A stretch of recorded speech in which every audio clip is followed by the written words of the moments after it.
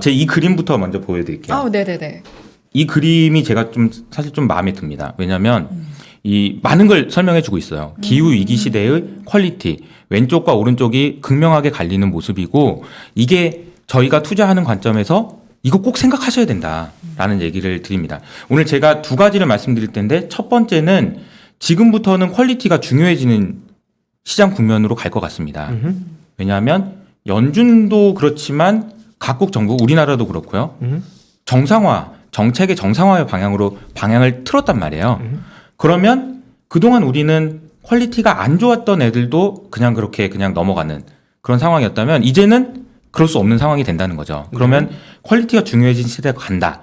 그러면 옛날의 기준으로, 과거의 기준으로의 퀄리티는 뭐였냐면 보시면 여기가 제일 안전한 회사예요. 망할 수 없는 회사. 이쪽으로 갈수록 망하는 회사예요. 가장 좋은 회사는 퀄리티가 좋은 회사는 이거죠.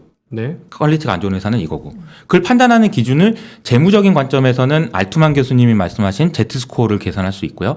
뭐 다양한 방식으로 할 수 있습니다. 수익성, 성장성, 그리고 재무 안정성, 부채 비율 등등 이런 지표로 볼 수 있다라는 것이 기존의 방식이었는데 제가 이 보고서를 통해서 말씀드리고 싶은 것은 기후 위기 시대의 퀄리티는 다르다. 그 말씀을 좀 드리고 싶고 어떻게요? 그 말씀을 이제 계속 네. 드려보도록 하겠습니다. 네. 많이 다를 겁니다. 네, 네. 어떻게 다른지를 네. 그리고 왜 달라지는지 이 부분을 좀 설명을 드리겠습니다. 네. 설명하기 전에 제가 이제 꼭 말씀드리고 싶은 것들, 그러니까 기후 위기와 관련된 매크로 관련된 얘기들만 먼저 좀 드릴 텐데 첫 번째는 우리가 이제 과거 10년 동안 자산 가격이 많이 올랐는데 저는 이 자산 가격이 오른 거를 어떻게 정의하고 있고 어떻게 이해하고 있냐라고 하면 저는 질병이다.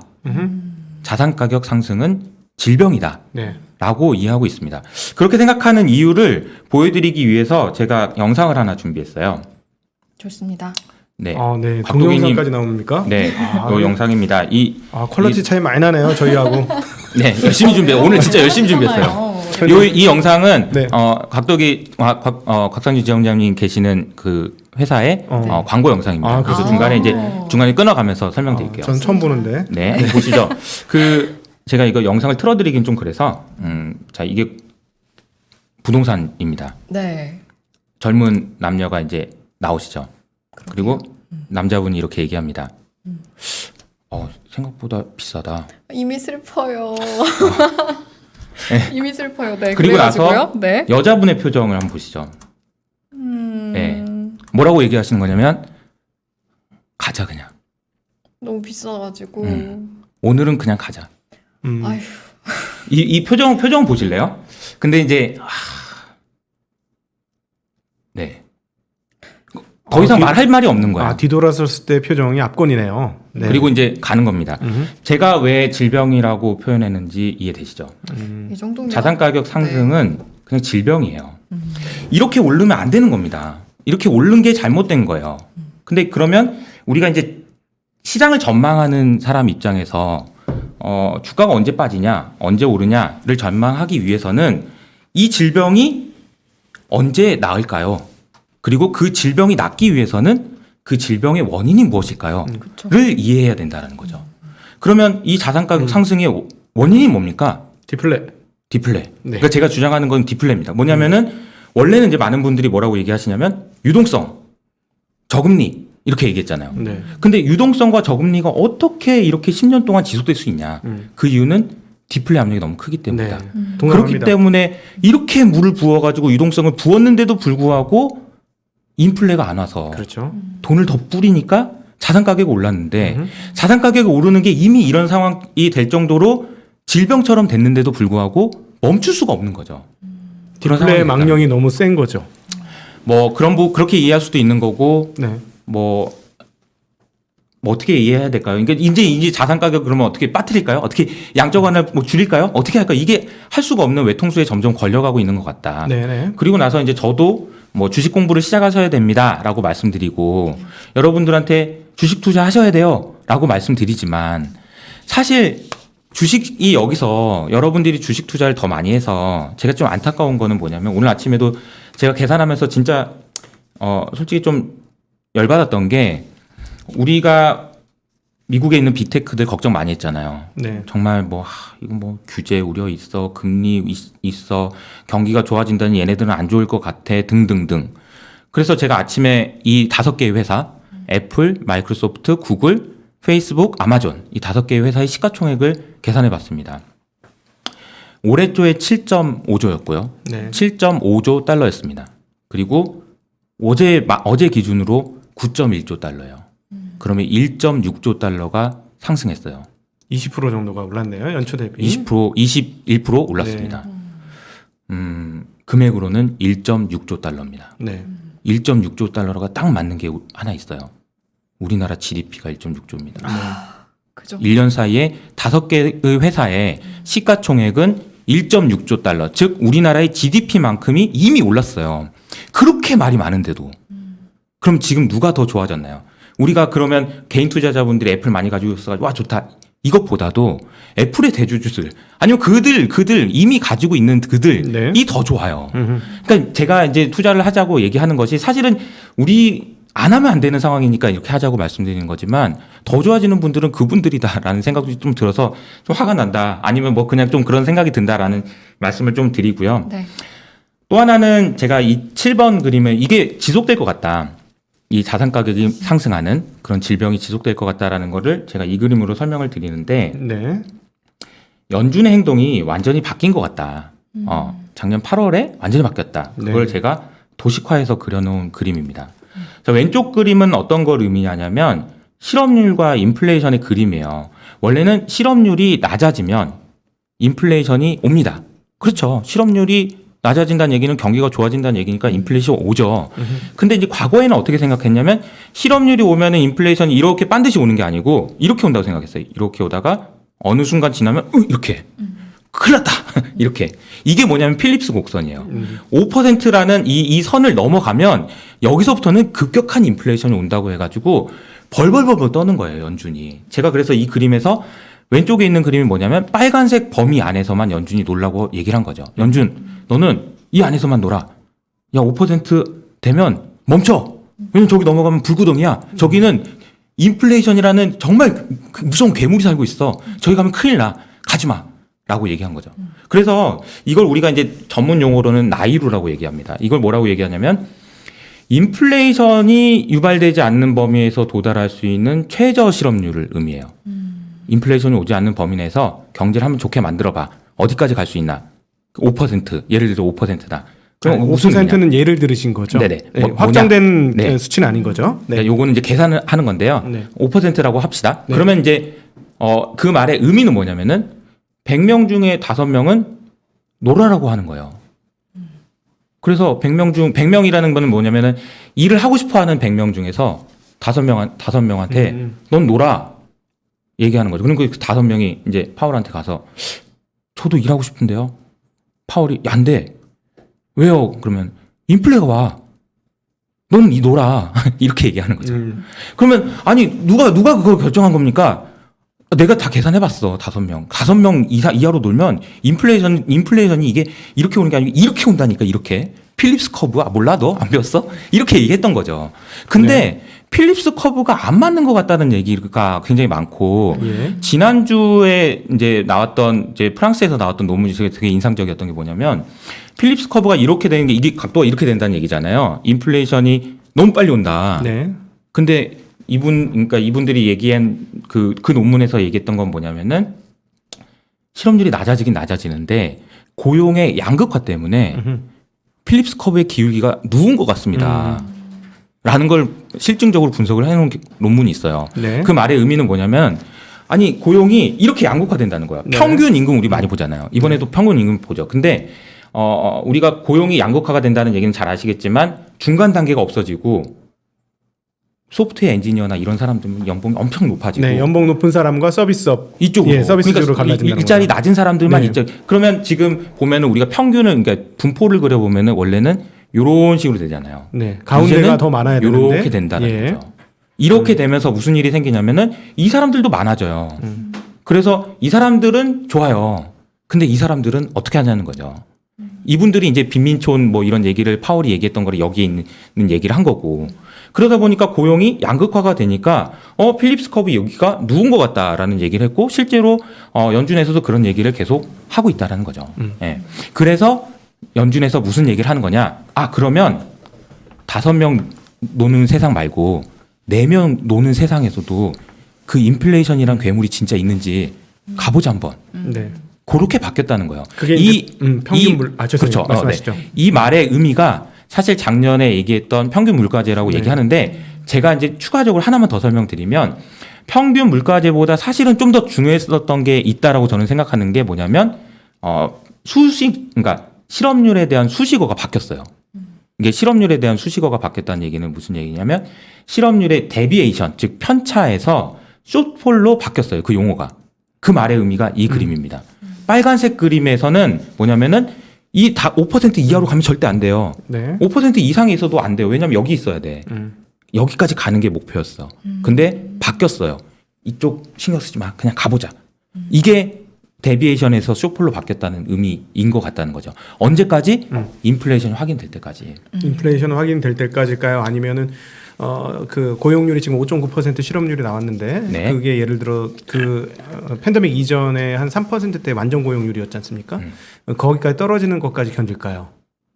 인플레이가 중요합니다. 더 인플레가 중요하다? 고용률이 중요하지 않고? 제약 실업률이? 조건이라고 우리가 보통 표현하죠. 네. 우리가 네가 할 수 있는 범위 내에서 한번 최대한 해봐 이런 거. 자, 그럼 제약 여기서 조건. 질문. 인플레이션이 구체화될 수 있다라고 생각을 하시는 건가요? 왜냐하면 네. 이번에 이제 연준에서 계속 얘기를 했습니다만은 그 인플레이션은 일시적인 것이다라고 네. 했고 최근에 채권 시장의 흐름들을 살펴보건데 정말로 시장이 믿기 시작한 거죠. 일시적인 거 맞구나. 인플레이션 일시적인 거 맞고 구조적인 인플레이션이 안 온다라는 연준의 이야기가 맞구나. 네. 라고 저는 지금 시장이 생각했다고 보거든요. 맞습니다. 네. 이렇게 되면 좀 너무 어려워진데 괜찮을까 모르겠다. 일단 제가 이해되고 있는 거 보면 아마 괜찮아요? 이해되시지 네. 않을까. 네. 그러니까 그 인플레이션이 생각만큼 그렇게 오기가 생각보다 굉장히 만만치 않다. 그거는 우리가 지난 10년을 통해서 앞서도 말씀하신 것처럼 인플레이션이 올 것 같고 올 것 같고 올 것 같았는데 안 오더라는 거죠. 네. 근데 이거는 앞서 제일 모두에서 말씀드렸던 내용 속에 함의되어 있다고 저는 판단하는데 즉 지금의 사회 구조를 만든 것이 네. 정말로 진기하게도 인플레이션이 안 오는 구조로 만들어졌다는 거죠. 그게 맞아요. 스마트폰의 출현 때문인지 어떤 AI의 출현 때문인지는 나중에 또 분석을 해봐야 되겠습니다만은 네. 그러니까 그러면 예를 들어서 우리 팀장님 말씀으로 보고 그다음에 제가 의문을 제기한 거를 감안해서 인플레이션이 안 오면 생각보다 풍선 효과 즉 자산 가격의 질병이 월등히 지금보다 더 커질 수도 있는 상황이 올 수도 있다. 그렇죠. 라고 해석이 되거든요. 듣다 보니까. 맞습니다. 네. 맞나요? 저의 주장이 이제 그런 부분이고요. 네. 그러니까 이제 자산 가격 상승이라는 질병이 네. 낫질 않는다. 낫기 네. 어렵다. 중요한 말씀을 해주시네요. 우리 시청자분들에게. 이런 정말 구조적인 아까 그 울컥하는 그 장면, 그 장면이 심각하다. 근데 이게 어디서 어떤 자산이 얼마나 어떻게 될지 그거는 알 수 없습니다. 네. 그거는 알 수 없지만 이런 구조적인 질병이라고 얘기할 수 있는 이 질병은 해결되기 어렵다. 그러면 지점장님께서 질문해 준 질문에 대해서 조금 더 설명을 드리면 네. 그 다음 페이지에 있어요. 마침. 네. 인플레이션에 대해서 우리가 수식어를 올해 진짜 많이 붙였어요. 이런저런 수식어를 많이 붙였습니다. 네. 그 중에 가장 유명한 수식어는 일시적이라는 단어였습니다. 네. 일시적이야. 근데 연준 의원들이 자꾸 말을 바꾸는 것 같아요. 한 4월까지 정도만 인플레고 그 뒤로는 괜찮을 것 같아 라고 얘기하다가 옐런이 갑자기 연말까지 일시적이야 이렇게 얘기합니다. 연말까지 일시적이라니 이게 말이야 방구야. 근데 제 생각에는 내년에도 인플레잖아요. 그러면 내년 6월까지 인플레입니다. 이렇게 일시적일 겁니다. 이렇게 일시적이어야만 하는 인플레네요. 지금이. 네. 저는 이제 질문을 좀 바꿔서 그러면 야 이거 말이야 방구야라고 얘기하는 분들이 생각하는 일시적이면 거짓말이네 이거 앨런한테 뭐라고 하는 그분들한테 제가 드리는 질문은 뭐냐면 반대말이 뭡니까 그러면 일시적이라는 말의 반대말이 뭡니까? 지속적. 영구적. 지속적, 영구적 이런 표현이 있는데 제가 생각하는 반대말은 뭐냐면 인플레이션 다이나믹스예요. 인플레이션 다이나믹스라는 말을 파월이 계속 하는 말이에요. 파월이 계속하는 얘기가 인플레이션 다이나믹스예요. 근데 인플레이션 다이나믹스가 뭔지 설명해 드릴게요. 가격이 올라요. 먼저 가격이 올라야 됩니다. 가격이 오르는데 올해 오르고 말면 안 돼요. 내년에도 오르고 내후년에도 올라야 돼요. 그거는 인플레이션 다이나믹스가 있기 위한 첫 번째 조건이에요. 두 번째 조건. 그렇게 생각해야 돼요, 사람들이. 내년에도 오르고 내후년에도 오르고 또 오른다라고 생각해야 됩니다. 세 번째 조건. 그리고 행동해야 돼요. 그러니까 가격이 오르는 걸로 끝나는 게 아니고 사람들이 내년에도 오고 내후년에도 온다라고 생각을 해야 되고 그리고 그것 때문에 내일 살 물건을 오늘 사야 돼요. 그래가지고 가격이 또 올라야 돼요. 그리고 또 이게 반복이 돼야 됩니다. 이 반복이 되는 인플레이션 다이나믹스는 없대는 거예요, 지금.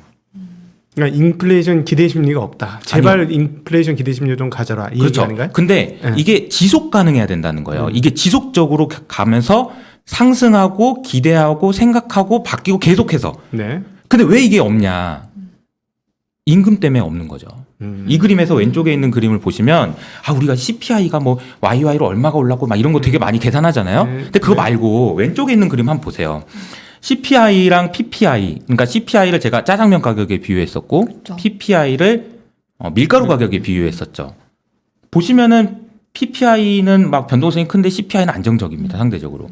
그리고 우리가 대인플레이션 시대라고 했던 그 지점이 어디냐면 1970년부터 여기에요, 여기. 인플레이션 그 빨간색의 각도가 조금 위로 올라가 있을 정도인 거죠. 네. 올라간 겁니다. 어쨌든 많이 올라간 거예요. 이때는 무슨 일이 있었고 지금 무슨 일이 있기 때문에 네가 그렇게 얘기하는 거냐라고 얘기하시면 이때는 뭐가 있었냐면요. 노조가 생겨가지고 노조의 힘이 엄청 셌어요. 그러니까 짜장면이 만약에 예를 들어서 작년에 10,000원 하던 짜장면이 20,000원이 됐어. 그러면 임금도 2배 올려줘.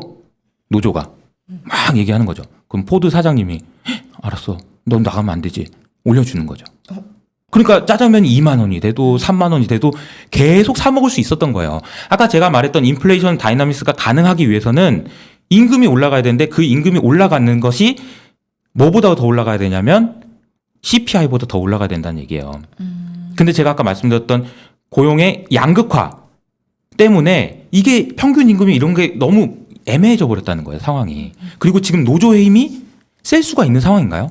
그렇지 않다라는 거죠. 그래서 제가 해석하는 부분은 이런 겁니다. 인플레이션이 안 온다 이런 게 아니고 인플레이션 오는데 인플레이션 다이나믹스가 오기까지는 굉장히 어려운 과정이 필요하다. 네. 다만 인플레이션 다이나믹스가 올 수 있는 유일한 이유는 뭐냐?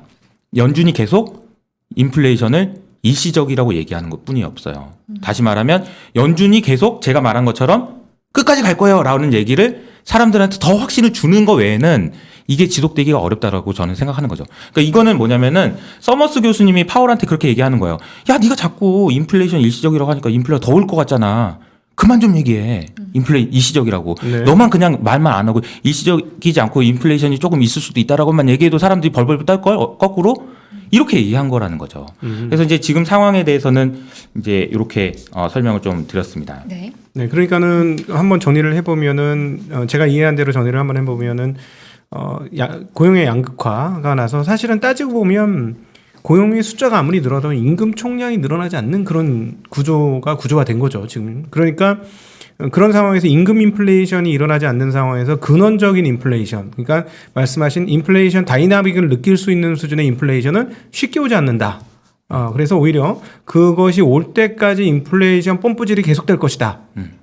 라고까지 얘기하신 것 같아요. 지금까지는. 맞습니다. 네. 네. 아까 뭐 우리가 가보지 않았던 세상, 4명만 노는 세상에 한번 가보려고 하고 있는 거예요. 한번 가보자. 거기 인플레라는 괴물이 살고 있는지 확인하러 가보자. 아직 가지도 않았어요. 네. 11페이지에 있는 이 그림은 제가 좀 이게 재미있는 질문인데요. 이 질문을 통해서 ESG에 대한 설명을 좀 드려보도록 하겠습니다. 네. 뭐 이게 뭐 게임스탑하고 AMC 얘기를 가지고 ESG를 설명한다고 좀 신기하실 수 있는데 설명을 한번 들어봐 주세요. 네. 우리가 보통 투자라고 하면 밸류가 여기 있어요. 밸류가 100이야. 이 회사의 기업의 가치는 이 기업의 밸류는 100이야. 근데 왜 가치가 50이지 지금? 가격이? 왜 이렇게 싸? 사는 거죠. 네. 그래서 가치에 수렴하면 그럼 내 말이 맞잖아. 내가 이거 가치는 100이라고 했지. 근데 왜 50에 팔고 있었니? 그래서 이 50만큼을 이익을 내는 거예요. 그게 투자예요. 인베스팅인 거죠. 그런데 이 얘기는 뭐냐면 밸류의 가치의 가격이 결국은 따라간다. 네. 가격이라는 게 어디서 따로 노냐. 너는 개와 주인의 관계에서 개가 어디 저기까지 가냐. 결국 주인한테 오는 거지. 네. 밸류에 수렴한다. 네. 이겁니다. 제가 질문 하나 드려볼게요. 근데 거꾸로 가격이 밸류를 바꿀 수 있을까요? 가격은 가치를 이야기하지 않죠. 가격은 그냥 돌아다니는 거죠. 네. 그거는 가치를 바꾸지 않아요. 네. 근데 제가 AMC랑 게임스탑을 보면서 이 질문을 드리는 이유는 뭐냐면 얘네들은 가격이 가치를 바꿨어요. 유상증자에 성공했죠. 그러니까 네. AMC랑 게임스탑이 주가가 올해 진짜 많이 올랐습니다. 주가가 진짜 많이 올라서 얘네들이 뭘 했냐면 주식을 팔았어요. 그리고 판 돈으로 뭘 했냐면 빚을 갚았어요. 그러니까 이게 좀비 기업이었던 애들이 네. 대출 다 갚아버렸어요. 그리고 나서 좋은 기업이 돼버렸습니다. 그리고 신용등급도 좋아졌어요. 신용등급이 상향됐습니다. 왜? 주가가 올라서. 그 주식을 잘 팔아서. 이건 가격이 가치를 바꾼 거다라고 저는 생각하고 네. 그 가격이 어떻게 가치를 바꾸냐. 이게 만약에 진짜로 막 그 교과서에도 나올 정도가 되려면 만약에 게임스탑이 진짜로 이렇게 돼가지고 돈을 이제 확보를 해서 자금을 확보해서 정말 온라인 게임 업체로 정말 성공을 해가지고 진짜 주가가 올라가는 경우가 된다면 이거는 진짜 교과서에 나올 거예요. 근데 이례적인 현상인 거잖아요. 매우 이례적인 네. 현상인 이게 거죠. 그럼 의미하는 바는 뭐예요? 이런 현상이 나타났다. 근데 이게 저는 이렇게 해석하거든요. 이걸 보고 많은 분들이 에이 저 개인 투자자들이 또 저기 해가지고 아유 저러다가 어쩌려고 하냐 이렇게 생각을 하시지만 저는 이걸 결과적으로 해석을 하면 이런 해석이 가능해요. 개인 투자자 미국의 개인 투자자들이 AMC와 게임스탑 불쌍하잖아요. 뭐 진짜 막 곧 망하는 회사였어요. 좀비 기업이었단 말이야. 근데 걔네들한테 뭐라고 한 거냐면은 결과적으로 어떤 행동을 한 거냐면 야 니네 그렇게 하지 말고 힘내서 한번 다시 해봐. 이렇게 해준 거예요. 왜냐면 주가를 올려서 걔네들이 주식을 팔아서 빚을 갚아버렸다니까요. 좋은 회사가 됐어요. 이게 그냥 좀비 기업이어가지고 이렇게 어떻게 해도 이러고 있던 회사가 이제 어깨 피고 이제 장사할 수 있는 회사가 된 거예요. 이런 회사가 또 하나 있었죠. 작년에. 미국에서? 네. 테슬라. 예, 조심하셔야 되는 발언입니다. 이거. 네. 보세요. 테슬라가 작년에 12조 원이나 되는 규모의 유상증자에 성공했습니다. 어떻게 가능했죠? 주가가 올라서요. 그 주가를 누가 올려줬습니까? 투자자들이요. 네. 그럼 투자자들이 테슬라한테 한 얘기는 뭐냐? 그러니까 뭐 얘기를 하지는 않았죠, 투자자들이. 네. 그러나 제가 보기에는 결과적으로는 이런 해석이 가능하다는 거죠. 네가 어떻게든 네가 지금 가려고 하는 방향 전기차로 하고 태양광 발전하고 그렇게 하는 방향이 우리가 생각하기엔 옳아. 그러니까 그런데 네가 지금 돈이 없어가지고 그러고 있다는 게 말이 되니? 해봐. 밀어줄게. 그 얘기를 하는 거라는 거죠. 근데 이게 뭘 의미하냐면은 ESG가 이거랑 똑같은 거예요. 네. ESG라는 거는 ESG 금융을 통해서 기후 금융을 통해서 세상을 바꿀 기업한테 힘을 주는 것이 ESG 금융이다라고 저는 네. 해석하는 거고 이게 결국에는 가격을 통해서 가치를 바꾸는 거다. 가격을 통해서 세상을 바꾸는 거다라는 거죠. 근데 이게 보면은 가격이 가치를 바꾼다라는 얘기가 주가로 보면은 좀 뭐야 쟤네들 뭐라 이렇게 생각할 수 있는데 이게 실제로 이미 일어나고 있어요. 어떤 형태로 일어나고 있냐면 COE라고 하는 주식에 적용되는 금리 그리고 주식에 그러니까 회사 채권에 적용되는 금리 이런 걸 통해서 이미 적용되고 있습니다. ESG라는 형태를 통해서. 네. 이거는 오늘 굉장히 위험한 발언을 지금 하고 계신다는 투자자 입장에서 네. 저는 제가 듣길 때, 이 다음에 과연 무슨 얘기를 하실까 굉장히 기대가 되는데, 지금까지는 제가 거의 100% 동의를 하면서 들었거든요. 자, 이 다음 어떻게 갈지 궁금합니다. 네. 네. 자, 우리 이제 또 한 가지 더 설명드릴게요. 자, 이제 가장 최근 이슈죠. 7월 달에 MMT 얘기가 나올 것 같습니다. 얘기가 나온다라는 얘기가 아니고 이거 MMT 아니야? 라고 쑥덕쑥덕 하는 얘기가 나올 것 같습니다. 무슨 얘기냐면 죄송하지만 네. MMT가 뭐죠? MMT는 조금 이따 설명드리고 왜 그렇게 생각하는지를 설명드릴게요. 네. 왼쪽에 있는 그림이 뭐냐면 미국의 정부 부채예요. 미국 정부 부채가 중간에 보면은 이렇게 계속 올라갔죠. 계속 뭐 예외 없이 올라갔습니다. 매년 뭐 부채 한도가 어쩌고 저쩌고 뭐 정부가 뭐 이게 셧다운이 되고 뭐 네. 월급 못 주고 뭐 그런 거는 됐고 그래서 결국은 어떻게 됐어 부채가 어떻게 됐는데 그림 한번 보세요. 예. 어떤 식으로 어떤 궤적으로 올라갔는지 부채 한도라는 것 때문에 못 올릴 때를 제외하면 무조건 올라갔습니다. 예외 없이. 예. 근데 이제 부채 한도가 이 그림 보시면 작년 3월 달에 보시면 23조 달러, 22조 달러 정도 됐었는데 요게 이제 지금 상황은 이제 28조니까 6조 달러나 지금 네. 넘었는데 참고로 1년 미국 예산이 5조 달러입니다. 예. 네. 그리고 이제 미국의 GDP가 20조 달러니까 뭐 이제 여기서 이제 부채 한도를 어떤 식으로 얘기를 할까요? 과연 7월 달에 이제 유예가 종료되는데 그럼 부채 한도를 올릴까요? 아니면은 유예를 더 할까요? 뭐 아니면 뭐 어떻게 해야 되나요? 이거를.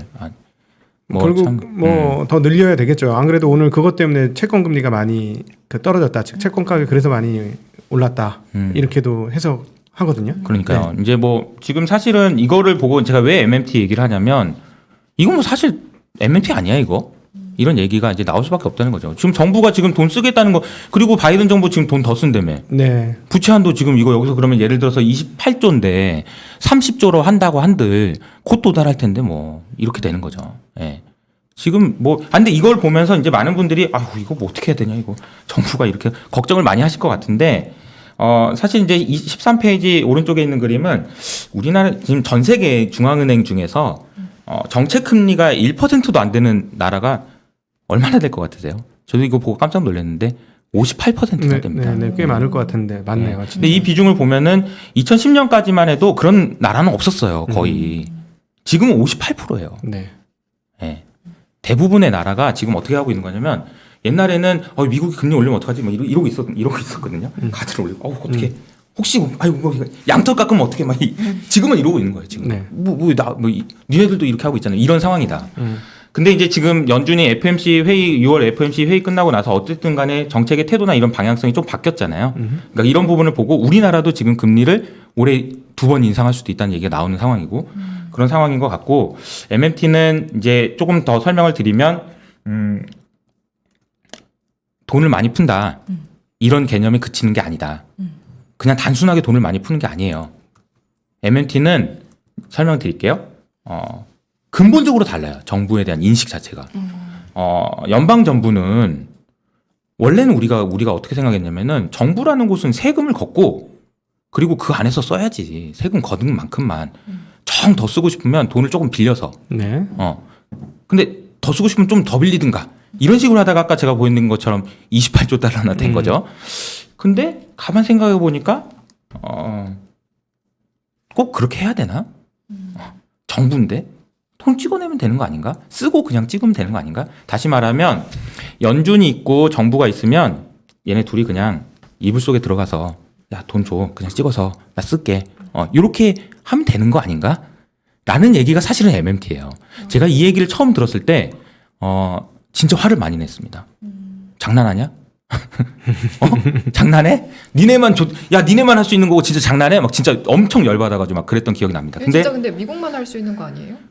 제가 이제 이 MMT에 대해서 이제 적자의 본질이라는 이 책이 네. 스테파니 켈튼이 쓴 책인데 최근에 번역이 됐어요. 번역된 지 한 달, 2달밖에 안 됐습니다. 제가 이 책을 보면서 MMT를 진짜 많이 이해하게 되는데 저는 주변 분들한테 정말 책을 많이 추천해드려요. 왜냐하면 이걸 보셔야지 MMT로 적용된다는 얘기는 절대 아니에요. MMT가 될 가능성은 매우 낮아요. 그리고 MMT가 사실상 MMT라고 하더라도 미국이 MMT라고 얘기할 가능성은 거의 없습니다. 그렇죠. 하지만 이거 사실상 이거 MMT 아니야 그렇죠. 이거? 라고 생각할 수 있는 환경은 된다라는 거죠. 그러면 그때 우리가 사람들이 어떤 생각을 하고 어떤 투자를 하고 어떤 행동을 할까 이 생각도 좀 해보셔야 되지 않나 그런 생각을 좀 하게 됩니다. 사실은 MMT가 지금은 적용되고 있는 실제라면 결국 거기서 우리가 유추해 볼 수 있는 대목은 결단코 중앙은행이 금리를 많이 올릴 수 없다.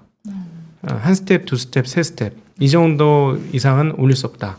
그래야 MMT의 상황들이 유지될 거니까. 왜냐하면 부채에 대한 이자 부담이 없으면 사실 돈을 아무리 많이 찍어내도 상관없거든요. 그렇지 않습니까? 그렇죠. 예를 들어 10%대 1억 빌리는 거나 1%대 10억 빌리는 거나 부채 부담 똑같고 이제 이자 부담 똑같은 거잖아요. 네네네. 그렇죠? 그러니까 그게 이제 정부 차원에서 지금 이루어지고 있는 거다라고 보실 수도 있죠. 네. 네. 미국의 기준금리를 보면 기준금리는 우리가 경기가 좋아지면 금리를 올리고 경기가 안 좋아지면 금리를 내리는 거죠. 그럼 우리 사람들의 머릿속엔 기준금리는 이렇게 돼 있을 겁니다. 올라갔다 내려왔다 올라갔다 내려왔다. 네. 그러나 미국 기준금리를 보면 그렇게 돼 있지 않죠. 40년간 내려왔죠. 이렇게 됐다가 이렇게 됐다 이렇게 됐다 이렇게 됐다 이렇게 됐죠. 예. 2009년에 여기까지 내려왔습니다. 그리고 잠깐 올라갔다 어디로 갔냐면 여기로 내려가 있는 거예요. 지금 제로 금리라고 생각하고 많은 분들이 2009년 금리랑 똑같다고 생각하지만 그렇지 않습니다. 네. 2009년 제로 금리랑 지금 제로 금리랑 달라요. 제로 금리라는 표현이 있기 때문에 여기 있는 것처럼 보이지만 실제로는 여기 있는 거예요. 왜? 그때는 금리를 올릴 거라는 기대가 있었고 네. 지금은 금리를 2023년까지도 못 올린다는 기대가 있는 거죠. 그때 기준금리 0%랑 지금이랑 다르다. 네. 그럼 지금 금리를 빨리 인상한다는데 무슨 소리야? 그건 기대감이 정상화되고 있는 거다. 여기 밑에 있는 금리가 여기까지 올라와서 0 위로 올라오려면 시간이 많이 걸린다. 라는 얘기를 제가 하는 거고요. 그리고 이제 제가 이 설명을 좀 드리고 싶은 거는 제목을 제가 누구는 되고 누구는 안 된다는 겁니까? 열받게. 이 얘기입니다. 기축통화국은 되고 비기축통화국은 어려울 것이고. 네. 저 적자의 본질이라는 책에 보면 또 친절하게 그렇게 말을 하는 사람들이 저처럼 말을 하는 사람이 있을까봐 친절하게 써놨습니다. 네. 기축통화국만 되는 건 아니다. 어.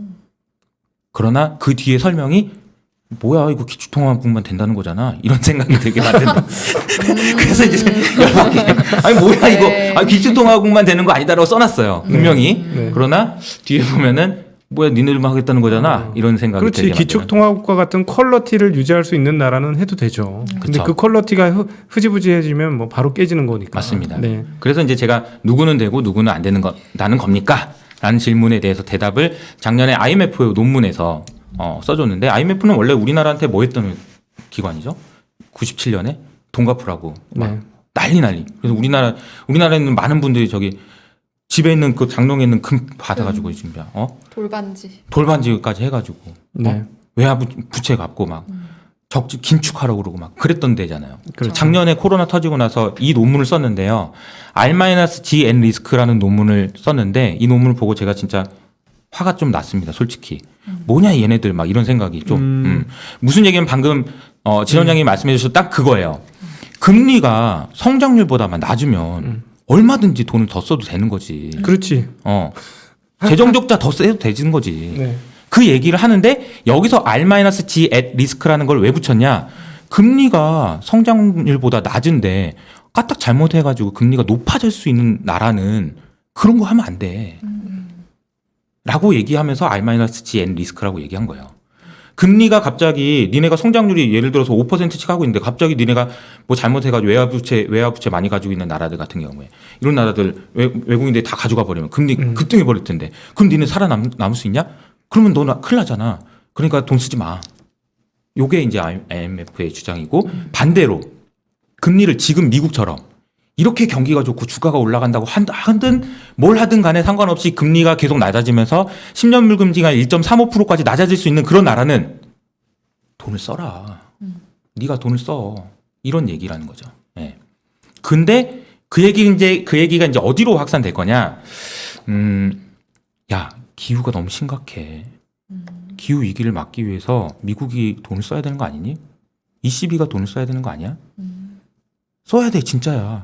이렇게 얘기가 이어질 거라는 거죠. 그러니까 일종의 ESG는 태제다. 하나의. 네.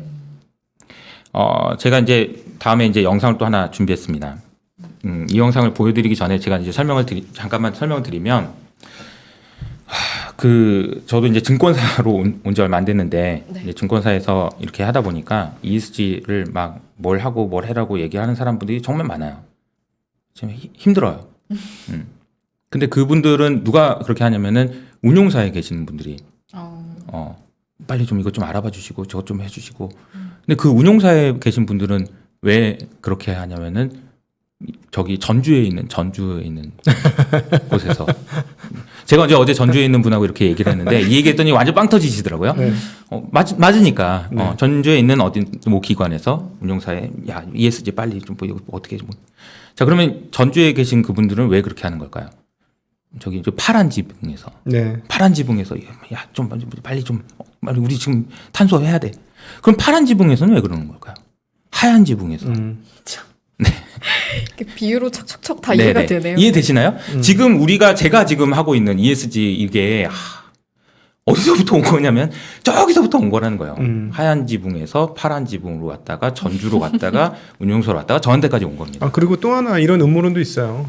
중국을 제어하기 위한 가장 확실한 방법은 이미 특별히 이제 그 환경과 관련된 문제들은 선진국에서 다 중국으로 이전을 완료했다. 이제 완벽하게 완료를 했으니 우리는 여기에 걸릴 게 그렇게 크게 없으니 이걸로 한번 조지기 시작하면 제대로 조질 수 있다. 가장 큰 타격을 줄 수 있는 게. 그래서 이것이 중요한 화두가 될 수밖에 없다. 이렇게 음모론을 이야기하시는 분도 있는데 설득력은 있더라고요. 맞습니다. 설득력 있는 네, 거. 네. 정말 설득력이 있고 네. 저도 그 부분에 대해서 굉장히 고민 많이 했고 그래서 만약에 기후 위기가 뻥이면 거짓말이면 네.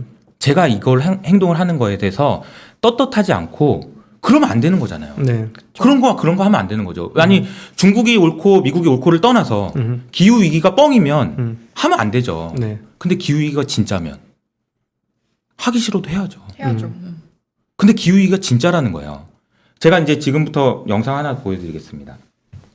최근에 이제 그 MBC에서 나온 그 영상인데 이 영상을 보면은 이게 거의 한 280만 명이 보셨더라고 벌써. 그래서 아마 이제 영상을 좀 보면서 이게 이제 작년 12월입니다. 베네치아가 물에 잠겼다라는 영상이죠. 네.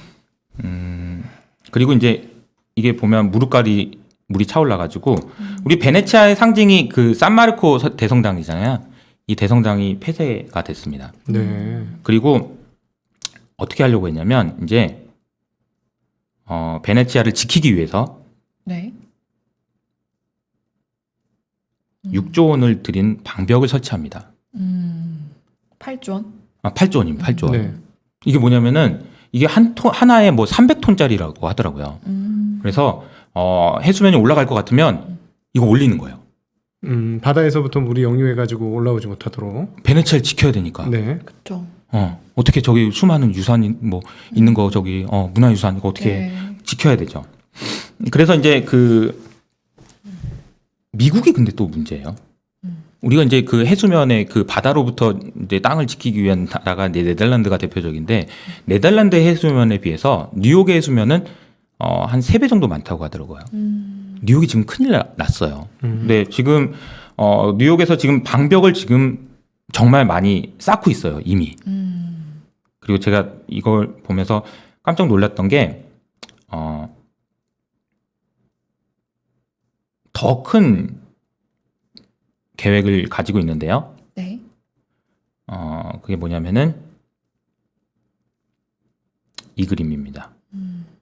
아예 제방을 쌓아가지고 네. 막으려고 하고 이게 있어요. 가능한 뉴욕입니다, 일이에요? 뉴욕. 아. 네. 출입문을 만든다는 거예요. 이렇게요. 네덜란드처럼.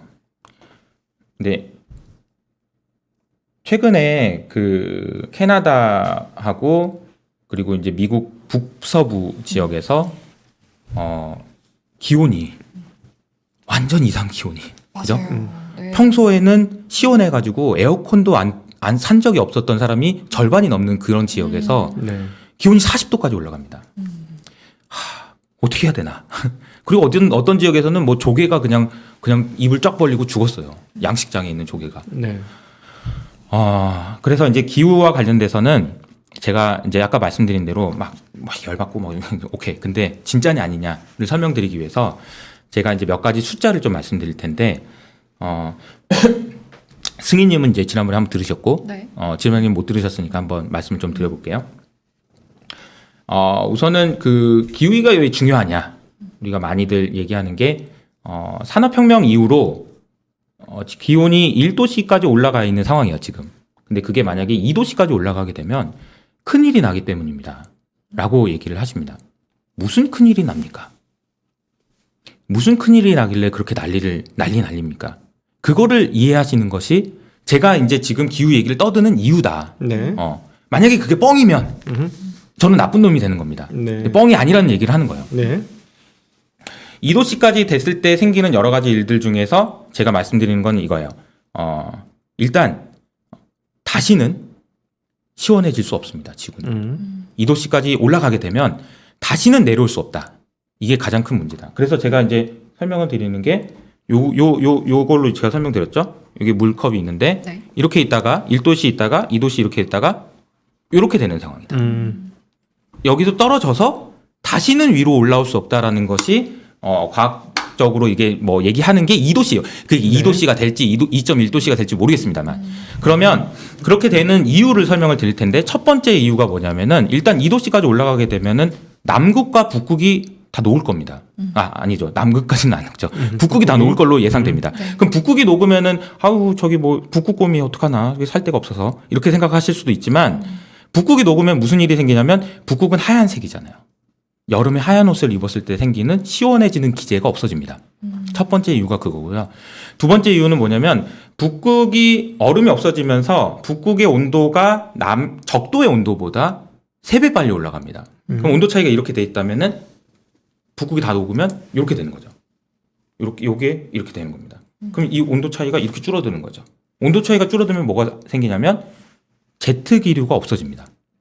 지구의 선풍기가 꺼진다는 얘기예요. 더운 쪽으로 온도 이동하는 게 그렇죠. 없어진다. 시원해지게 하는 제트 기류가 네. 없어진다는 얘기예요. 세 번째는 뭐냐면은 바다가 할 수 있는 역할이 없어져요. 바다가 그동안 우리가 이산화탄소 배출하는 이산화탄소의 상당 부분을 흡수했었는데 뜨거운 맥주를 드셔보신 적이 있는지 모르겠지만 뜨거운 맥주는 맛이 없죠. 왜?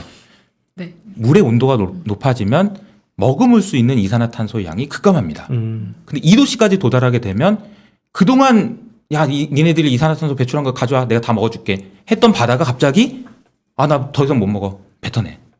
이런 상황이 된다는 게 이제 세 가지인데 이제 유엔에서 이제 2019년에 나왔던 그 보고서에 보면은 4가지 숫자를 강조하는 게 있어요. 그래서 이런 상황이 되다 보니까 2도씨 이상 올라가면은 큰일 납니다. 그러니까 우리는 1.5도에서 막아봅시다. 1.5도. 그럼 1.5도에서 막기 위해서 우리가 해야 될 일은 뭐냐면 2030년까지 이산화탄소 배출량을 25기가톤을 줄여야 됩니다. 네. 근데 가만 놔두면 2030년까지 이산화탄소를 36기가톤이나 배출하게 될 테니 우리가 매년 이산화탄소를 7.6%씩은 줄여야 됩니다. 라고 얘기를 한 거죠. 7.6%가 얼마나 대단한 숫자길래 그런가 생각을 해보면 작년에 우리가 코로나를 거치면서 많은 걸 했었죠. 재택을 해보고 그렇죠. 공장 문을 닫아보고 여행도 아무도 안 가보고 네. 과연 그렇게 하면 얼마나 줄일 수 있나 이산화탄소를 실험을 한 거죠. EIA 결과에 따르면은 11%가 줄었습니다. 이산화탄소가. 근데 이제 제가 아까 말씀드렸던 유엔의 보고서는 2019년에 나왔고 그때 이후로 이산화탄소를 그렇게 많이 줄이진 못했습니다. 그리고 이대로 가다가 2025년에서야 비로소 아이고 이제 늦었네 그러고서 줄이기 시작하면 15%씩 줄여야 됩니다. 이게 쉽지 않은 일이라는 네. 거예요. 그러면 어쨌든 그래 좋아 줄였다 치자. 그러면 25기가톤을 줄일 수 있습니다. 근데 제가 지금부터 말씀드리는 게 굉장히 중요한데 제가 아까 최근에 북서부 지역, 캐나다 지역에 시원하던 지역이 거기뿐만 아니라 시베리아도 지금 온도가 30도 이상 올라가가지고 얼음이 녹기 시작한다는 얘기가 나와요. 근데 그 얼음 중에는 북극과 남극에는 영구 동토층이라는 곳이 있습니다. 이 영구 동토층은 뭐냐면은 80만 년 전부터 녹지 않은 얼음들로 쌓여있는 층이에요. 그 영구 동토층이 녹는다는 게 문제입니다. 2도씨까지 올라가게 되면. 근데 다 녹진 않습니다. 어쨌든 그 영구 동토층에 이 머금은 것으로 추정되는 이산화탄소의 양이 이산화탄소 및 메탄가스의 양이 네. 1672기가톤입니다. 그거 다 나오면 어떡해요? 그러니까 아까 제가 왜 장황하게 설명드렸냐면 25기가톤 줄이는 게 이렇게 힘든 겁니다. 라는 걸 설명드린 거고 근데 안 줄여가지고 2도씨까지 올라가게 되면 북극이 녹으면은 나올 수도 있는 잠재되어 있는 이산화탄소 양이 1672기가톤이라는 거예요. 아휴. 근데 지금 이미 우리가 지금 눈으로 보고 있는 건 뭐냐면 기후 위기가 지금 현실화되고 있다는 게 보인다라는 거죠. 네. 자, 그래서 지금 또 하나의 이제 좀 놀라운 사건이 최근에 있었는데요. 이게 이제 보시면 역대급 폭염이다 이런 얘기도 있지만 이 그림의 오른쪽에 보시면 마이애미 콘도가 붕괴됐어요. 맞아요. 얼마 전에. 맞아요. 네. 근데 이게 붕괴가 됐는데 이 사고의 원인으로 워싱턴 포스트에서는 해수면의 상승을 얘기하고 있습니다. 물론 해수면 상승이 아닐 수도 있어요. 그리고 해수면 상승이 뭐에 따른 뭐 집안 약화 이거 아닐 수도 있습니다. 근데 만약에 그럴 수도 있다라고 생각하고 아까 제가 보여드린 영상에 의하면 수많은 국가에서 해수면 상승에 따른 그런 위험을 막기 위해서 제방을 쌓고 있는 정도의 수준이다. 라는 것을 이해를 하시고 그러면 어떻게 될까요? 그러면 어떻게 될지를 생각하기 위해서 브레이너드 이사 저희가 끝나고 마지막에 이제 책 이벤트 할 때 네. 그 선물을 드릴 때 이제 그 제가 퀴즈를 낼 건데 질문을 할 때 이제 잘 들어주시면 좋겠습니다. 네. 브레이너드 이사 이름이 되게 예쁘죠. 브레이너드 이사. 네.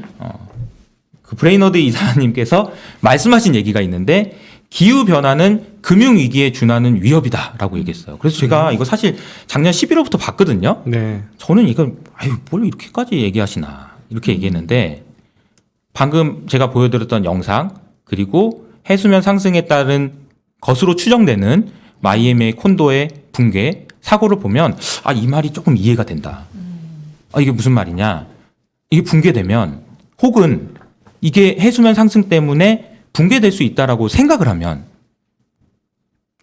그거 담보로 나간 대출은 어떻게 되는 건가요?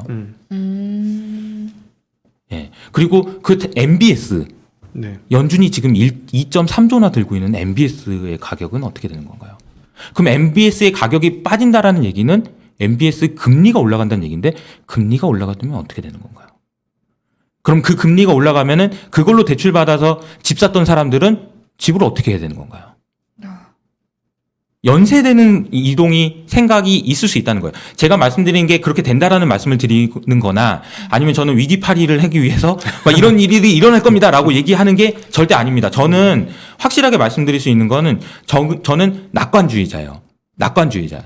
알죠. 하지만 비판적으로 낙관주의 하자는 얘기를 드리는 거고 이거 옵니다. 큰일 났어요. 이런 얘기가 아니고 이거 이런 현실을 아셔야 됩니다라고 얘기하는 거예요. 네. 그리고 나서 브레이너드 이사님이 얘기하신 게 뭐냐면은 브레이너드 이사라고 말씀드렸습니다. 네. 폭풍, 홍수, 산불, 그리고 기온 상승과 해수면 상승과 같은 위험 때문에 투자자들이 금융 자산의 가치를 갑자기 새로운 방식으로 인식해야 될 수도 있다라는 얘기를 하셨습니다. 갑자기라는 얘기가 중요하고요. 새로운 방식이라는 얘기가 중요합니다. 여기서 말하는 이 새로운 방식이 제가 오늘 말씀드리고 싶었던 기후 위기 시대에는 퀄리티는 다른 얘기입니다라는 얘기를 드리는 거예요. 네. 그래서 저는 좌초자산이라는 얘기를 계속 말씀드리고 있는 거고요. 네. 브레이너드 이사님이 말씀하신 게 저는 조금 이해가 된다. 기후 얘기를 많이 하다 보면 주변 분들이 반응을 많이 듣게 되는데 대부분의 반응이 어떤 반응이냐면 알겠어 이제 그만 좀 해. 뭐 그거 뭐 당장 있는 것도 아니고 10년 20년 있다 되는 건데 뭐 그걸 계속 얘기하고 있냐 너는 이렇게 하시는 분들이 꽤 많습니다.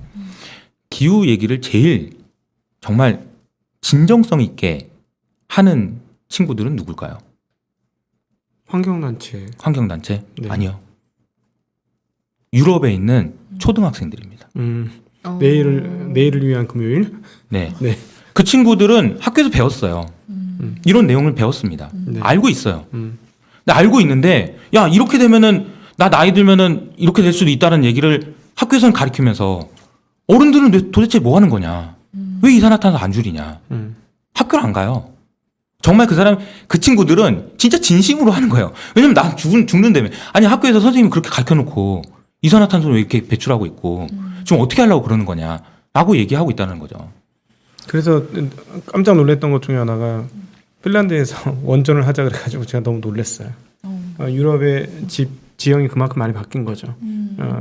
그 원전 생각도 할 수 없었. 그래서 지금 독일이 굉장히 몽해져 있어. 맞습니다. 어떻게 하지? 이런 상황이에요. 네네네. 그래서 이제 그 지난번에도 말씀드렸던 우리 엘고 그 전 부통령 이분이 이제 문재인 대통령한테 편지를 쓴 적이 있습니다. 이 편지의 내용을 보면은 이건 저희가 한번 소개해드린 적이 있죠 지난번에. 네네. 그냥 쉽게 말하면은 그냥 지금 뭐 하고 계시는 거예요, 지금? 요 표현입니다. 지금 한국만 저기 NDC 그러니까 이산화탄소를 어떻게 감축할 건지에 대해서 계획을 제출 안 했는데 지금 내놓은 계획을 가지고 있으면은 지금 지구 온도가 3도에서 4도씨까지 올라가도 된다는 겁니까? 아까 이효석이 얘기하는 거 들었죠? 2도씨 가면 어떻게 되는지.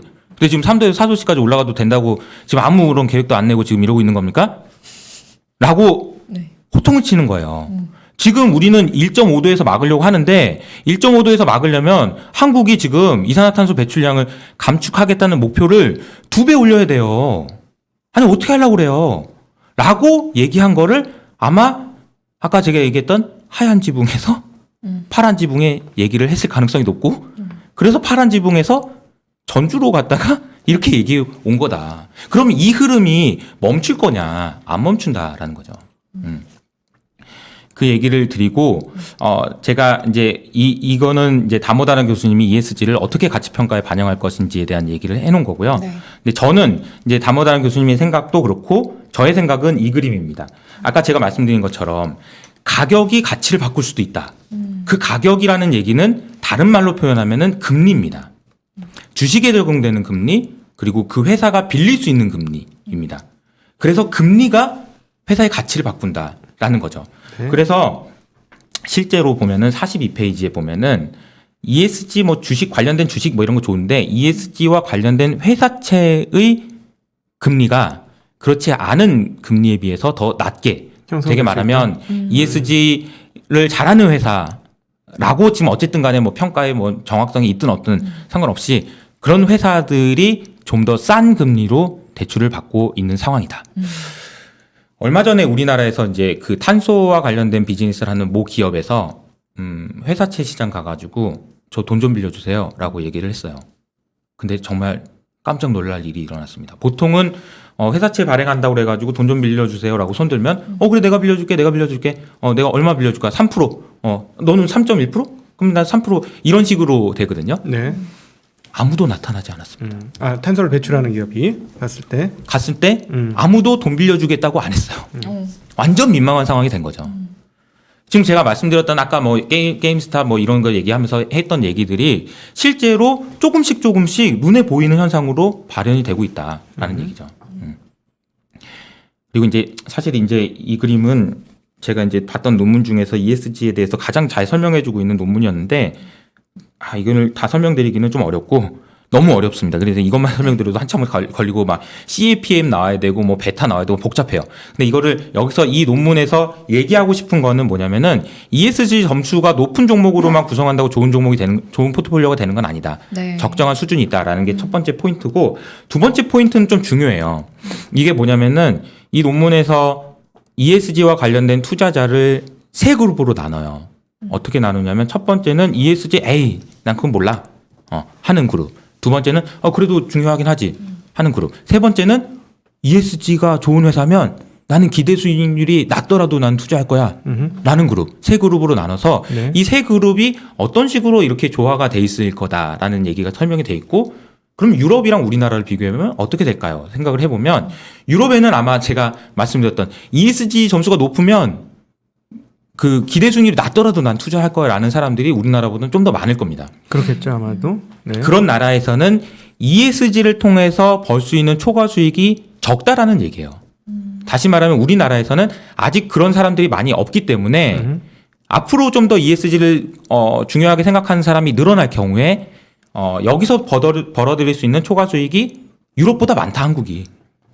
그러니까 좋은 기업이라도 보통 좋은 가격에 들어가야 정말 좋다라고 하는데 우리나라는 아직 이제 인식이 올라가고 있는 상황이니까 지금 들어가면 그래도 좀 수익이 클 것이다. 그렇죠. 옛날에 이제 1990년대 뭐 2000년대 초반까지만 해도 우리나라에서 PER이라는 개념이 별로 없었을 때 네. 그때 그때 PER이라는 개념을 알고 있었던 분들은 떼돈을 벌었죠. 네. 왜냐하면 그때는 몰랐어요. 네. 아니 돈을 100억씩 버는 회사가 100억에 150억에 거래돼도 사람들이 뭐 그럴 수도 있지 뭐 그렇게 왜냐하면 그게 이제 뭐냐면 지갑이 떨어져 있었던 거예요. 네. PER이라는 것만 알았어도 돈을 벌 수 있는 기회가 굉장히 많았던 거예요. 왜냐하면 그때는 PER이 뭔지 몰랐으니까 사람들이. 네. 네. 지금도 마찬가지라는 거죠. ESG라는 평가 등급이라는 게 지금 여전히 근데 솔직히 아직도 부족하고 가야 될 길이 멀긴 하죠. 하지만 여전히 우리는 ESG에 대해서 지금보다 더 많은 앞으로 5년 후, 10년 후에 ESG를 훨씬 더 중요하게 생각할 거기 때문에 뭐 여러 가지 제가 설명드렸던 이유 때문에 그렇기 때문에 ESG를 알게 되면 초과 수익을 낼 수 있는 기회가 분명히 있다. 라는 연구 논문입니다. 제가 지금 저는 이제 투자자로서 실전 얘기를 조금 여기서 드리면 네. 여러분들한테 조금 도움이 되실 것 같아요. 그러니까 지금 자꾸 ESG라고 하니까 그게 첫 번째가 인바이러먼트잖아요. 인바이러먼트로 생각하니까 답이 안 나오는데 G를 앞으로 당겨 보세요. 네, 우리나라에서는 네. 실제로 그런 일이 있었어요 최근에. 어디? 남양유업. 남양유업이 지배구조 때문에 문제가 심각했지 않습니까? 네. 그래갖고 주가 뚝뚝 떨어지고 실제로 주가 떨어지기 전에 그 매출 떨어지고 스캔들이 많아서 그렇죠. 그래서 엉망되다가 한앤코가 인수하면서 사모펀드가 보통 인수하면 메이크업하고 다시 팔 거야 이렇게 생각했는데 아예 처음부터 안 팔아요. 이러고 우리 계속 이거 영위할 거예요. 이렇게 하니까 진짠가요? 이러면서 가격이 폭등을 했죠. 네, 그래서 이것도 ESG입니다. 특별히 저는 우리 이효석 그 팀장님 말씀 들으면서 이걸 ESG로 하면 환경 하면 거기서부터 우리나라에서는 투자해서 좀 막혀요. 근데 이거를 지배구조로 하면 한국 같은 경우는 지배구조가 변경했을 때 주가 오를 수 있는 가능성이 가장 높은 나라 중에 하나라서 이건 충분히 가치 있는 얘기일 수 있다라는 생각이 듭니다. 그러니까 환경 얘기하지 말고 오히려 지배구조를 갖다 대입을 하면 진짜 많거든요, 한국에.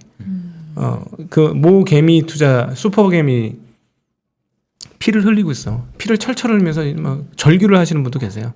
네, 자 주식 땡땡 이런 그분이 어떤 회사에 하나에 물려가지고 이 회사 대주주가 뭐 주주 하나도 대우 안 해주고 지분 많이 갖고 있다고 자기 마음대로 한다 하면서 막 소송도 불사하려고 하고 하는데 꿈쩍도 안 하거든요. 그러니까 답답해 죽어요. 근데 진짜 그 회사 내용을 쑥 따져보면 이 주가가 말이 돼? 하는 생각이 들 정도의 내용을 가지고 있거든요. 그러니까 그 말씀을 따지고 우리 한국에 적용해 보면 저는 지배구조로 한번 적용해 보시라는 말씀을 드리고 싶네요. 네. 네네. 지금 당장 상황에서의 어떤 판단할 수 있는 조금 어떤 방향성을 말씀해 네. 주신 것 같고요. 지배 구조가 그러니까 개선될 수 있는 애를 사야 되는 거죠. 개선될 가능성이 높을 걸로 보는 애들. 예를 그러니까 들어 마치 네. 그러니까 이런 거죠. 이제 보면은 제가 이제 ESG를 설명드렸지만 어떤 회사를 투자해야 되냐? ESG 등급이 높아질 것 같은 회사를 사야 되는 거죠. 이건 마치 기업의 실적을 추정하는 것과 똑같은 겁니다. 네.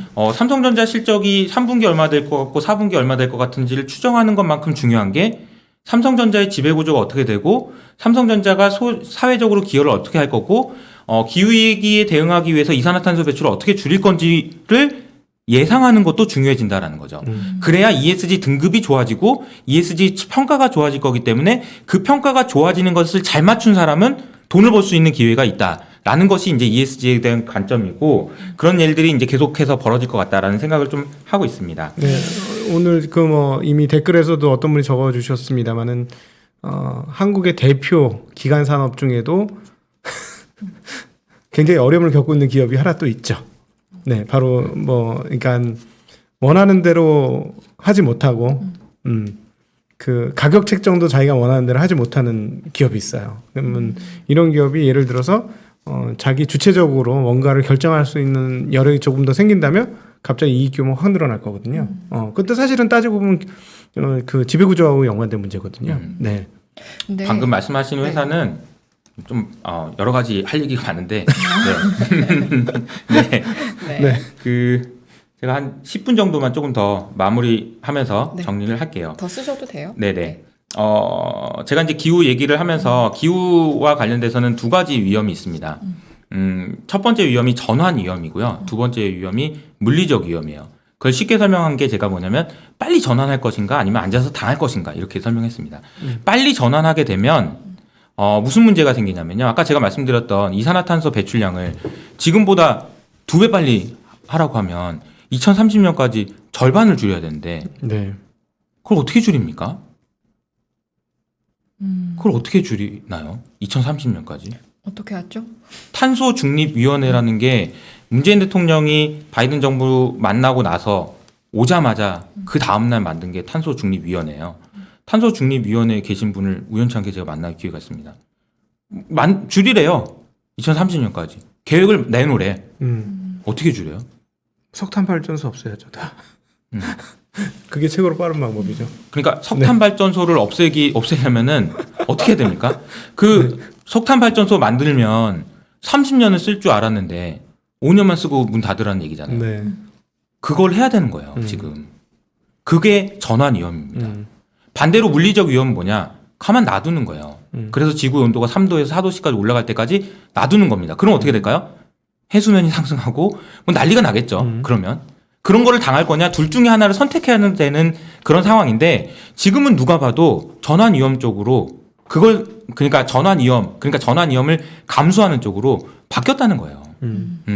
그러면 그 위험이 현실화되는 것을 보기 위해서는 우리가 어느 정도 위험이 있는지를 체크를 해야 되는데 이 ECB에서 나와 있는 그 자료들을 이렇게 보시면은 실제로 이거 얘네들은 다 체크하고 있어요. 어디에 대출이 얼만큼 있고 어느 은행에 얼만큼 대출이 있고 이런 것들을. 근데 놀라운 사실은 우리나라 한국은행에서도 고탄소 기업에 대한 익스포즈를 전부 조사해가지고 최근에 발표했습니다. 네. 이 얘기는 왜 하냐면 전환 위험이 얼마나 되는지를 체크하기 위함인 거죠. 그러니까 여기서 나오는 얘기가 퀄리티인 겁니다. 네. 기후 위기를 대응하는 과정에서의 퀄리티는 이 그림을 잘 보이셔야 된다라는 얘기죠. 제가 이제 마지막으로 이제 그 좌초 자산에 대한 이야기를 할 텐데요. 저 근데 ESG 넘어가기 전에 딱 하나만 여쭤봐도 네네. 돼요? 전 그동안 팀장님 옆에서 ESG 이야기를 정말 많이 들었잖아요. 그래서 거스를 수 없는 흐름이란 것도 알겠고 실제로 세계적인 투자 기업이 투자를 하려다가 이제 우리 기업 중에 그런 부분 때문에 투자를 안 하는 경우도 있었고 그래서 중요한 건 알겠는데 그럼 ESG를 잘할 것 같은 기업을 투자하고 싶은데 그럼 그 평가 기준이 어떻게 되는지를 좀 알아야 될 것 같아서 표준화된 그런 기준이 지금 있나요? 아니면 마련이 되려고 준비 중인가요? 좀 마련이 되려고 준비 중이죠. 그래요? 그리고 실제로 투자하시는 분들의 고통이나 호소는 이거 제대로 된 게 없다. 우리나라에 제대로 된 거 없고 MSCI 쓰려고 하는 거 보니까 돈 내라고 하고 진짜 이거 어떻게 해야 될지 모르겠다. 이런 정도의 수준이야. 사실 그러니까 제가 ESG 기후 얘기하고 있지만 이 얘기는 진짜 투자에 적용하시기는 거는 굉장히 어려운 얘기예요. 어려운 얘기다. 왜냐면 그리고 제가 지금부터 드리는 얘기는 더 어려운 얘기긴 합니다. 네. 그렇지만 중요하기 때문에 이제 말씀드리는 거죠. 왜냐하면 네네네. 이게 당장 뭐 내일부터 적용되고 뭐 내년에 이런 게 아니고 아까 제가 브레이너드 이사가 얘기했던 거에서 포인트가 갑자기라고 그랬잖아요. 갑자기요, 갑자기. 어느 날 갑자기. 그러니까 우리가 알고 있어야 된다는 얘기를 하는 거죠. 그때 돼서 하면은 늦어요. 그때 돼서 하면은. 그러니까 미리 알고 있어야 된다는 얘기를 하는 거죠. 그 좌초 자산의 개념에 반대되는 개념으로 제가 무형 자산을 얘기하고 제가 작년 2월부터 3월부터 제가 애널리스트 되고 나서 지금까지 매번 얘기하는 게 무형 자산입니다. 무형 자산이 정말 중요합니다. 무형 자산이 진짜 중요해요. 계속 말씀드렸습니다. 무형 자산을 평가할 수 있는 방법이 여러 가지가 있는데요. 제가 이제 뭐 2가지, 3가지 이거를 이제 말씀을 드렸는데 이 그림만 좀 설명을 드릴게요. 3번째 방법. 이건 이제 CFA 협회에서도 무형자산 평가에 관련된 게 이제 커리큘럼에 들어가 있어요. 이 질문입니다. 자, 이 무형자산 대표적인 게 무형자산 뭘까요? 자, 우리 유튜브 방송 경제 유튜브 방송 중에 지금 제일 큰 데 하나 있죠. 네. 거기 평가 한번 해봅시다. 얼마 전에 1등하고 2등이 합쳐가지고 네. 지금 이 시간에도 어디 방송하고 있습니다. 네. 거기 지금 평가를 한번 해보자고요. 어느 정도 될까요? 그런데 그걸 평가하기 위한 방법을 이렇게 생각하는 거예요.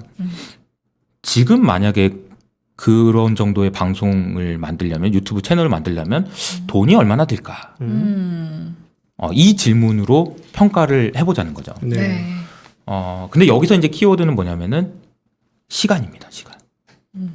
우리가 보통 자산은 감가상각이라고 해서 네. 공장의 가치는 20년, 30년 있으면 제로가 된다고 해서 감가상각을 해요. 네. 근데 이 무형자산의 가치는 그러니까 모든 무형자산이 아니고 어중이 떠중이 말고 진짜 좋은 무형자산이고 네. 모두가 갖고 싶어하고 그 무형자산에서 캐시플로우가 나오는 되게 좋은 무형자산은 시간이 갈수록 가치가 커집니다. 네. 이게 되게 중요한 거예요. 대표적인 무형자산이 뭐냐면 브랜드, 나이키, 샤넬 이런 브랜드는 시간이 갈수록 가치가 커져요. 네. 이게 따라갈 수가 없어요. 만들 수가 없어. 시간이 가면 갈수록. 왜냐하면 많은 유튜브 채널에서 공감하실 거예요 아마. 작년에 시작했으면 그죠? 작년에 했으면 내가 저 정도 지금 할 수 있을 텐데 그 시간이 되게 중요한 키워드고 두 번째는 소프트 엔지니어의 몸값이 키워드다라고 저는 말씀드리는 게 왜냐하면 이거 무형자산 만들기 위해서 다 지금 다 이거 만들어야 되는 코딩 해야 되는 거예요. 예. 근데 코딩 인력이 지금 너무 부족해요. 특히 뭐 AI 뭐 없어요 사람이. 네. 그러니까 부르는 게 몸값이고 뭐 그러니까 뭐 나는 그 코딩하는데 나는 몸값 안 올라가는데 그런 분도 있지만 잘하시는 분들은 지금 뭐 2배, 3배씩 올려가지고 옮기시는 분들이 지금도 굉장히 많습니다. 그렇죠. 그래서 무형자산의 가치는 제가 말씀드리고 싶은 거는 이렇게 올라간다. 시간이 갈수록 또 올라가고 네. 어느 날 돈을 벌기 시작하면 갑자기 올라간다 또 얘는. 그러니까 예를 들자면 이런 거죠. 구글이 얼마 전에 포토를 유료화했어요. 그리고 이제 제가 이제 자주 말씀드리는 거는 저도 이제 유튜브 방송을 하고 있는데 네. 유튜브 채널에서 제가 이제 방송하면서 여기저기 유튜브 나가면서 유튜버들 많이 만나서 네. 그 많은 분들한테 그때 제가 여쭤봐요. 그 구글이 혹시 그 광고비 주는 거 그거 어떻게 해서 계산해서 주는지 혹시 아세요?